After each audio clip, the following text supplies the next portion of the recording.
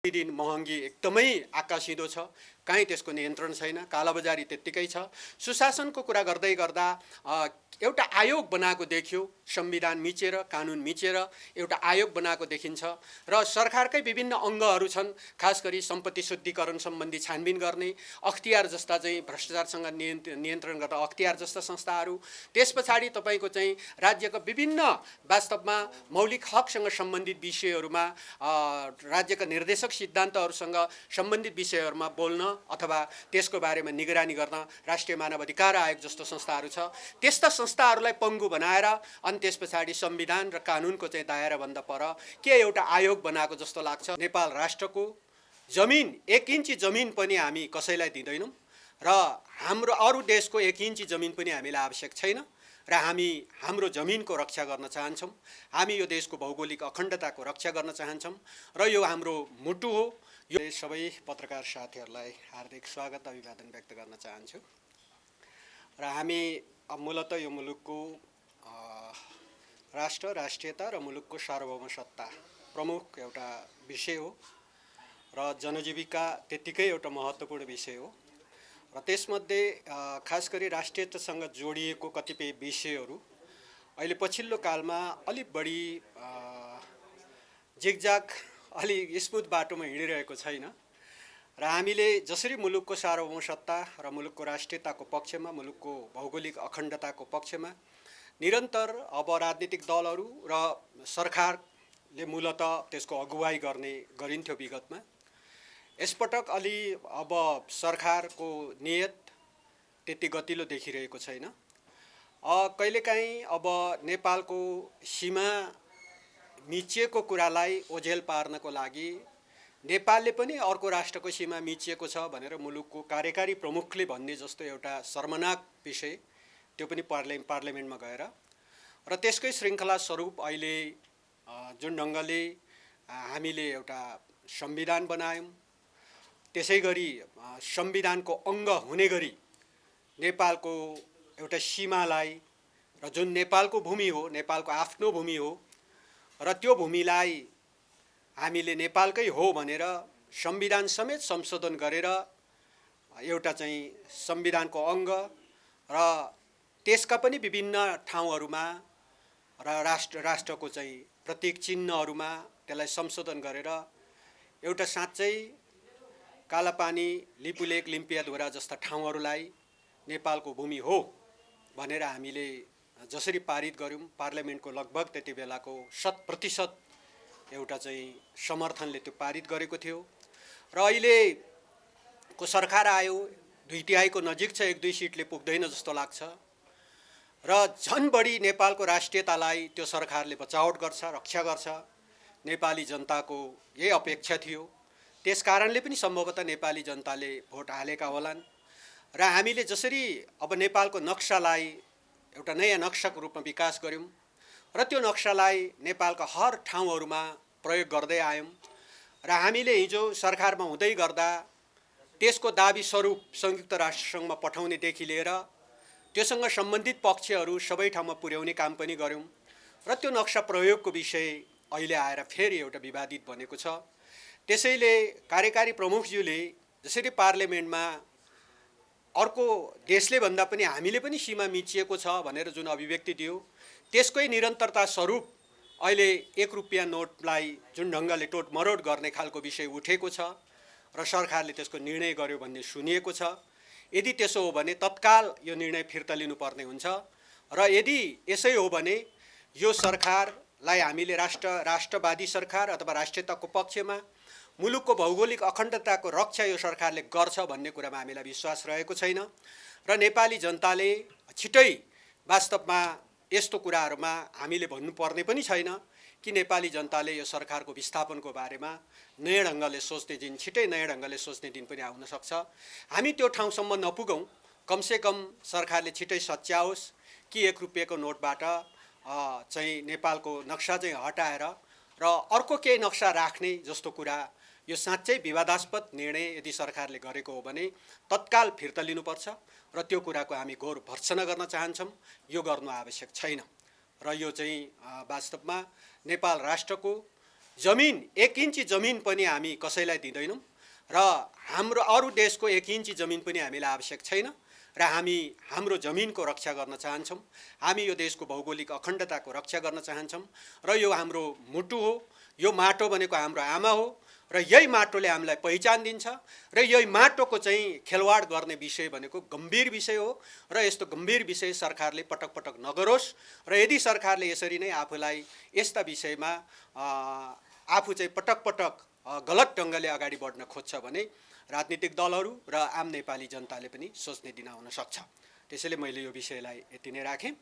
र अरू खास गरी अब अहिले धेरै चिजहरूमा हामी धेरै बोलिरहेका पनि छैनौँ, किनभने सरकारलाई काम गर्न दिनुपर्छ भन्ने मान्यता राख्छौँ। जनताले पनि विश्वास गरेर त्यत्रो मत प्राप्त गरेर सरकार आएको छ। त्यसैले सरकारले राम्रो काम गरोस्, यस्तो नचाहिँदा उटपटाङ कामहरू नगरोस्, देशको राष्ट्रियताको प्रतिकूल हुने गरी कुनै निर्णय नगरोस्, जनजीविकाको प्रतिकूल हुने गरी कुनै निर्णय नगरोस्। हामी यही चाहन्छौँ र जनताको अपेक्षा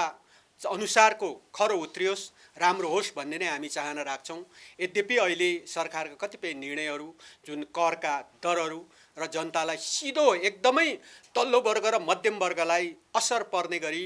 शिक्षा र स्वास्थ्य जस्ता ठाउँहरूमा समेत कर बढाउने कुराहरू गरेको छ। विभिन्न अरू सेक्टरमा पनि करहरू बढाउने र जनतालाई महँगीको मारमा पार्ने। अनि त्यस पछाडि अब अरू सरकारका मन्त्रीज्यूहरू तलका कर्मचारीले गर्ने काममा पनि आफै के नगरे जस्तो गर्दै पछाडि केही मिडियाका साथीहरूलाई बोकेर भिडियो खिच्न लगाएर प्रचार गर्ने जस्ता उटपटाङ कामहरू गरेर अगाडि बढिरहेको देखिन्छ र सरकारका पछिल्ला खास गरी 100 दिनसम्म त हामीले खासै उहाँहरूको मूल्याङ्कनको बारेमा बोलेका थिएनौँ, तर 100 दिनपछि पनि केही सुध्रेला, उहाँहरूको 100 दिनका सही कामका चाहिँ केही रिपोर्ट चाहिँ सकारात्मक त्यसको प्रभावहरू पर्ला, हामीले यी कुराहरू सोचेका थियौँ। तर यी सब धेरै कुराहरू अहिले सरकारका चाहिँ काम कारबाहीहरू, यसका डेलिभरी, यसका निर्णयहरू हेर्दाखेरि जनताले धेरै आश गर्ने ठाउँ छैन र अहिले दिनादिन महँगी एकदमै आकाशिँदो छ, कहीँ त्यसको नियन्त्रण छैन, कालाबजारी त्यत्तिकै छ। सुशासनको कुरा गर्दै गर्दा एउटा आयोग बनाएको देखियो, संविधान मिचेर कानुन मिचेर एउटा आयोग बनाएको देखिन्छ र सरकारकै विभिन्न अङ्गहरू छन्, खास गरी सम्पत्ति शुद्धिकरण सम्बन्धी छानबिन गर्ने, अख्तियार जस्ता चाहिँ भ्रष्टाचारसँग नियन्त्रण गर्दा अख्तियार जस्ता संस्थाहरू, त्यस पछाडि तपाईँको चाहिँ राज्यका विभिन्न वास्तवमा मौलिक हकसँग सम्बन्धित विषयहरूमा राज्यका निर्देशक सिद्धान्तहरूसँग सम्बन्धित विषयहरूमा बोल्न अथवा त्यसको बारेमा निगरानी गर्न राष्ट्रिय मानव अधिकार आयोग जस्तो संस्थाहरू छ। त्यस्ता संस्थाहरूलाई पङ्गु बनाएर अनि त्यस पछाडि संविधान र कानुनको चाहिँ दायराभन्दा पर के एउटा आयोग बनाएको जस्तो लाग्छ र त्यस पछाडि त्यो आयोगले गरेका निर्णयहरू, त्यो आयोगले गरेका सूचनाहरू फेरि सर्वोच्च अदालतले त्यसलाई चाहिँ खारेज गरिदिएको जस्तो नि लाग्छ। हाम्रो के माग हो भने त्यस्तो उटपटाङ गरेर होइन, हामी के चाहन्छौँ भने 47 साल यताका सबै राजनीतिक पद, सबै तपाईँको चाहिँ प्रशासनिक, त्यस पछाडि अदालत र सुरक्षा अङ्ग सबैमा जिम्मेवार रहेका सबैको सम्पत्ति एकचोटि छानबिन गर्नु जरुरी छ, गर्नु पर्दछ। हामी यो पक्षमा छौँ, नेकपा एमाले यो पक्षमा छ, तर कानुनभन्दा पर गएर होइन, कसैलाई टार्गेट गरेर यसलाई चाहिँ फसाउँ भन्ने उद्देश्यले होइन। त्यसैले हामी सुशासनको कुरा गर्दा, भ्रष्टाचार नियन्त्रणको कुरा गर्दा नेकपा एमालेका हर नेताहरू जुनसुकै आयोग, जुनसुकै छानबिन र जुनसुकै अग्निकुण्ड हामी त्यसमा पसेर आफू नापिन तयार छौँ। त्यसो भएको हुनाले व्यक्तिलाई टार्गेट गरेर कोही एकजनालाई फसाइदिउँ भनेर जसरी हाम्रो उपाध्यक्षमाथि, हाम्रो अध्यक्षमाथि जुन खालको चाहिँ उहाँहरूको रवैया रह्यो, यो नितान्त नाजायज थियो र त्यसो भएको हुनाले हामी के चाहन्छौँ भने कानुनको दायराभित्र रहेर र कानुनभित्र रहेर र कानुनबाटै निर्देशित भएर र हामी सबैलाई छानबिन गर्नुहोस्, यसमा हाम्रो कुनै आपत्ति हुने छैन। तर कसैलाई बदला लिने उद्देश्यले छानबिन गरिन्छ भने त्यसको हिसाब किताब हामी पनि राख्छौँ। त्यसो भएको कारणले म सरकारलाई एकदमै स्मुथली चल्नुहोस्, अगाडि बढाउनुहोस् र अहिले पछिल्लो हामीले सुनिरहेका छौँ उहाँहरूभित्रै अब सरकार गठन भएको भर्खर 3 महिना बितेको छ। अब सरकारमा को मन्त्री फेर्ने नफेर्ने गडबडी एकदमै चाहिँ उहाँहरूभित्र चाहिँ आन्तरिक पार्टी जीवनमा अत्यन्त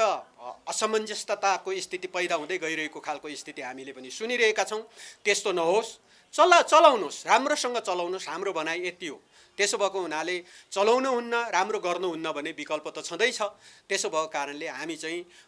अत्यन्त सकारात्मक ढङ्गले हेर्न चाहन्छौँ र नेपाली जनतालाई पनि एकदमै आफूले जसरी मतदान गरेको थियो हिजो र हिजोको निर्वाचनमा जुन मतदान गरेको थियो र त्यसलाई एकदमै आफूले नजिकबाट निहालेर हेर्न म जनतालाई पनि आह्वान गर्न चाहन्छु। जनताले त्यत्तिकै आँखा चिम्लेर बस्न मिल्दैन, किनभने जसरी नेपाली जनताले मतदान गरिएको थियो र एक हिसाबले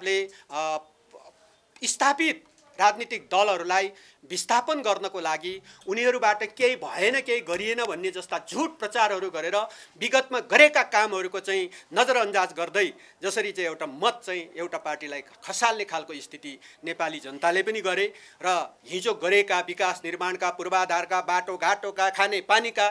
धेरै चिजहरू, ती सबै चिजहरूलाई चाहिँ नजरअन्दाज गरेर आँखा चिम्लेर वास्तवमा केही पनि भएको छैन भन्ने जस्ता कुरा गरेर अनि त्यस पछाडि सीमित अमुक केही व्यक्तिहरूका भ्रष्टाचारका कुराहरूलाई देखाएर र हामीले फेरि पनि दोहोऱ्याउँछौँ ती भ्रष्टाचारका केही कुराहरू छन् भने हामी पनि कोही नेता वा कार्यकर्ता कोही भ्रष्टाचारी छन् हाम्रो पार्टीका भने हामी पनि बोक्न तयार छैनौँ। छिटोभन्दा छिटो छानबिन गरेर कारबाही गरोस् भन्न चाहन्छौँ। त्यसो भएको कारणले त्यसलाई देखाएर केही मान्छेहरूलाई नचाहिँदा आरोप लगाएर त्यो आरोपको भरमा यो भ्रष्टाचारी छ र पार्टी नै त्यस्तो हो भनेर जसरी तपाईँको चाहिँ पार्टीलाई विस्थापन गर्ने खालको कुरा गर्यो र म नेपाली जनतालाई आह्वान गर्न चाहन्छु कि छिटोभन्दा छिटो आँखा चिम्लिने होइन, आँखा हेर्ने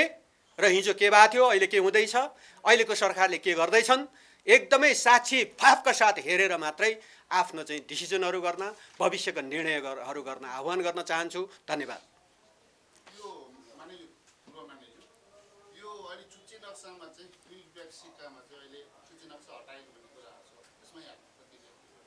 अब त्यो